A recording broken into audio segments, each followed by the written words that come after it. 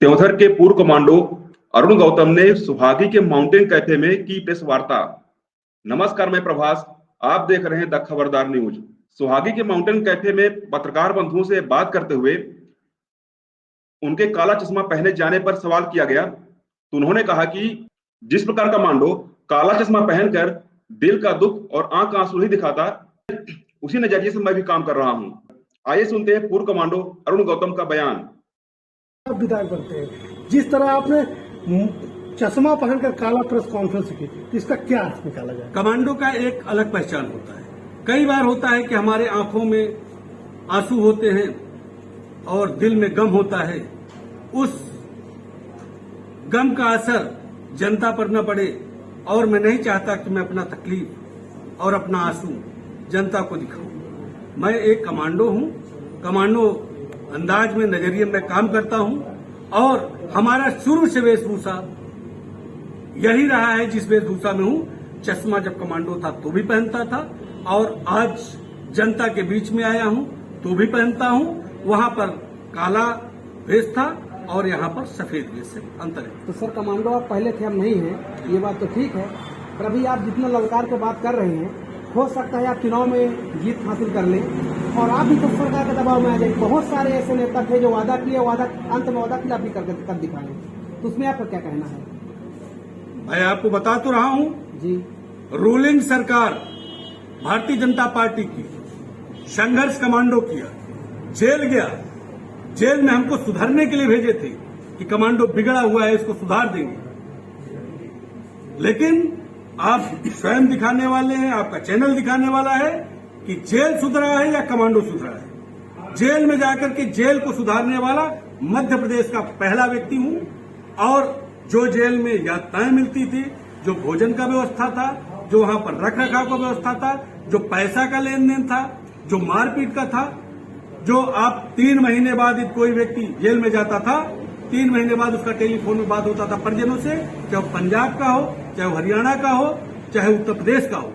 परंतु मैं जब जेल में गया तो वहां पर व्यवस्थाएं देखा कि सत्यता यह है कि कुछ लोग कहीं न कहीं कानून को उल्लंघन करके जेल में आते हैं। कुछ लोग 70% लोग साजिश के शिकार होते हैं।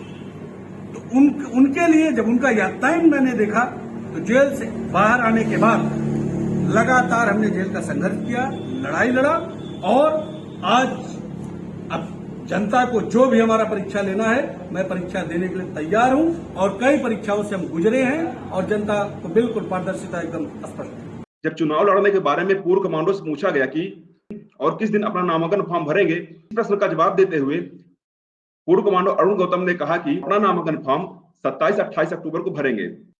आइए सुनते हैं पूर्व कमांडो का बयान। नामांकन का हमारा 2 डेट डिसाइड हुआ है, 27 या 28 अक्टूबर। किन मुद्दों को लेकर आप क्षेत्र में जाएंगे? हमारा जो मुद्दा है, हमारा 10 गारंटी कार्ड है। गारंटी का मतलब होता है वारंटी नहीं, गारंटी। जो हमारा गारंटी है वो मैं आपको बताना चाहता हूं। मैंने जिसके लिए 2 साल मेरे को नौकरी से बीआरएस लेकर के त्योंथर तहसील में आए हुए हुआ है। 1 अक्टूबर 2021 को मैं सेना से बीआरएस लेकर के यहां पर आए हूं अपने गृह ग्राम में। 1 अक्टूबर 2021 से लेकर के निरंतर दिन रात सर्दी गर्मी बरसात में किसानों के हर एक पीड़ा में, हर एक दर्द में शामिल रहा, जिसका नतीजा यह हुआ कि 17 जुलाई 2022 को, यानी 11 महीने में ही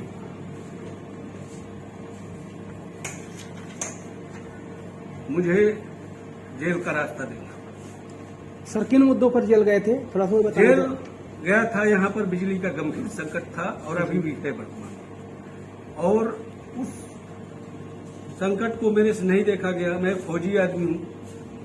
मैं चाहता हूं कि अगर देश की सेना एक दुश्मन देश से लड़ने के लिए हम लोगों को 15 मिनट समय मिलता है और 15 मिनट में हम अगले देश से युद्ध करने के लिए तैयार हो जाते हैं।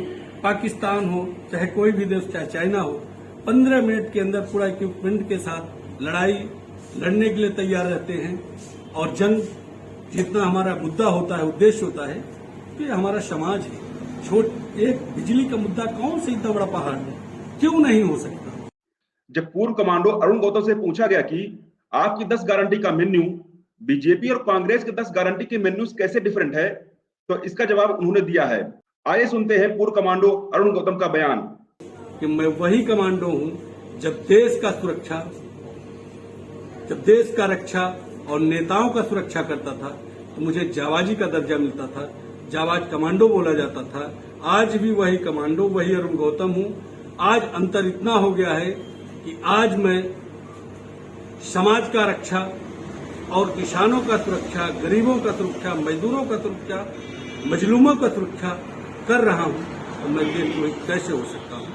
ये मैं आपके चैनल के माध्यम से त्योंथर तहसील के समस्त किसानों को, ग्रामीणों को, मजदूरों को, मजलूमों को और जो भी संभ्रांत नागरिक है उनको भी मैं ये सवाल उनके सामने रखता हूं कि मुझे अवगत कराएं। जी, आपने बिंदु में कई मतलब गारंटी वो क्या है, तो क्या गारंटी है कि आप ये पूरी, क्योंकि लगातार सरकार भी ज्यादातर इस गारंटी कार्ड में देने का, बीजेपी का भी यही मेनू है, कांग्रेस का भी यही मेनू है, तो आपने भी वही मेनू रखा, तो क्या गारंटी है कि आप इन पे खड़े उतरेंगे? मैं ज्यादा तो नहीं बोल सकता, लेकिन पिछले 25 वर्ष में कौन, किस पार्टी का नेता जनता के लिए जेल गया है, मुझे यह बताया जाए। कौन नेता ऐसा है जो हरिजन, आदिवासी, ब्राह्मण, ठाकुर जात पातता की दूरी कम किया हो, उनके 13वीं वर्षी दाह संस्कार, सुख दुख, बच्ची की शादी, बिजली का आंदोलन, पानी का आंदोलन, आवारा पशुओं पर निरंकुशता, अगर ये कोई लगाया हो तो बताइए। कमांडो के अलावा यदि त्योंथर तहसील का चाहे कोई पार्टी हो, चाहे कोई प्रतिनिधि हो, आज आकर के आपके चैनल के माध्यम से जैसे मैं बता रहा हूं, मैं जो गिना रहा हूं कि मैंने 2 साल कार्यकाल के दौरान 6 महीने केंद्रीय जेल रीवा में बंद रहा, 18 महीने लगातार सिर्फ जनता की आवाज बन करके मुद्दों को रखता रहा। और मैं यह भी बताना चाहता हूं कि जेल से आने के बाद लगातार 5 आंदोलन किया गया है मेरे द्वारा, और अभी भी 3 अक्टूबर को यानी आचार संहिता लगने से पहले पहले रायपुर पावर हाउस में यह हमारा अभी लास्ट आंदोलन था, उसको भी हमने लगाया। और सरकार को मैंने चेतावनी दिया कि यदि आप चाहते हो कि आपकी सरकार मध्य प्रदेश में बनी रहे, खासतौर पर त्योंथर तहसील में आपका प्रतिनिधि विजय हासिल करे, तो आप बिजली दे दीजिए, बिजली की स्थिति सुधार दीजिए। लेकिन हमारी बातों को इग्नोर किया गया। चुनावी मुद्दा में आने का सिर्फ कारण मेरा यही है कि सरकार यदि मेरी बात नहीं सुनेगी, यदि हमारे किसानों की समस्या का समाधान नहीं करेगी, यदि हमारे नौजवानों को इसी तरह जेल का द्वार दिखाते रहेगी, तो हम बिल्कुल तन मन धन लगन के साथ एक ईमानदारी के तौर पर, एक ईमानदार के रूप में बिल्कुल जनता के साथ समर्पित हो और मैं काम करूंगा। और जो भी हमारी मांग, जो भी हमारा 10 सूत्री ये गारंटी है, मैं पहले बता रहा हूं, ये वारंटी नहीं गारंटी है। कमांडो जब मिशन में निकलता है तो यह नहीं सोचता कि मैं जिंदा वापस आऊं। आज हमारे लिए उस समय पर बॉर्डर की स्थिति यह थी, देश के लिए यह प्रतिष्ठा थी, और आज हमारा समाज लूला लंगड़ा हो गया है। उसको स्टैंड करने के लिए मेरे पास एक बड़ी चुनौती है और इसको मैं बिल्कुल खुशी के साथ स्वीकार कर रहा हूं। इसका हमारा उद्देश्य है प्रेस कॉन्फ्रेंस, क्योंकि अभी चुनावी माहौल चल रहा है और जो भी हमारे समर्थक हैं, जो भी त्योंथर के कार्यकर्ता हैं, जो भी त्योंथर के किसान हैं, जवान हैं, गरीब हैं, मजदूर हैं, उनका आज कई दिनों से लगातार फोन पर बात हो रही है, उनका फोन आ रहा है। और जब मैं क्षेत्र में जाता हूं तो जनसंपर्क के दौरान उनका एक ही सवाल रहता है कि आप चुनावी मैदान में आ रहे हैं कि नहीं आ रहे हैं। जब मैं बोलता हूं कि नहीं आ रहा हूं तो बोलते हैं कि फिर हम लोग कहां जाएंगे। अगर आपको हमारे लिए कुछ करना है, त्योंथर के लिए कुछ करना है, आप कमांडो हैं, जंग से पीछे नहीं हटते, आप आइए, मैदान में आइए।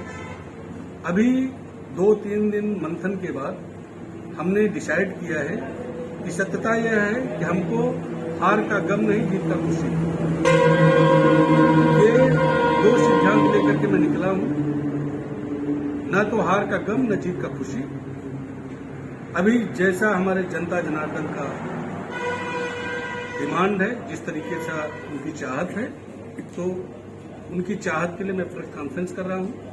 और प्रेस कॉन्फ्रेंस के माध्यम से, आप सबके चैनल के माध्यम से, जो भी जनता का फैसला होगा, जो भी हमारे किसानों का चाहत होगा, उसके लिए मैं देश सेवा छोड़ करके समाज में आया हूं, समाज सेवा करने के लिए। तो मैं 24 घंटे निरंतर उनकी सेवा के लिए तत्पर हूं। और मैं अभी निर्दलीय प्रत्याशी के रूप में त्योंथर विधानसभा 70 में आज के बाद मैं पदस्थापना कर रहा हूं।